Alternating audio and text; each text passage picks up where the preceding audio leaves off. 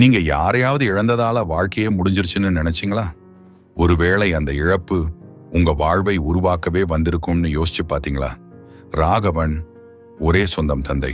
அவனுடைய நிழலும் நம்பிக்கையும் நிழற்குடையும் அவனுடைய அப்பாதான். திடீரென்று தந்தை உயிரை இழக்க ராகவனுக்கு வாழ்க்கை ஓர் வெறுமை மாதிரியானது. ரோஜா கொடியை வெட்டி எடுத்த மாதிரி உயிரில்லாமல் சத்தமில்லாமல் 3 மாதம் கழித்து ராகவன் தந்தையின் பழைய டைரியை திறந்தான். அங்கு இருந்த ஒரு வரி அவனது உடைந்த நெஞ்சில் சுட சுட பதிஞ்சது. நான் இருக்கிற வரைக்கும் அவன் என் நிழலில்தான் நடப்பான். நான் இல்லை என்றால்தான் அவன் ஒளிக்குள்ள நடக்க கற்றுக்கொள்வான்.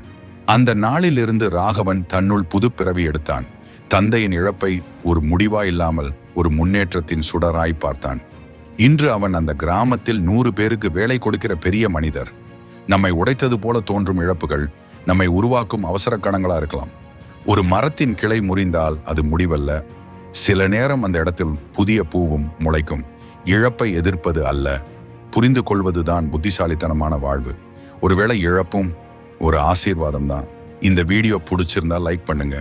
இந்த மாதிரி வீடியோக்கு ஸ்மைல் டியூட்ஸ் சேனலை சப்ஸ்கிரைப் பண்ணுங்க.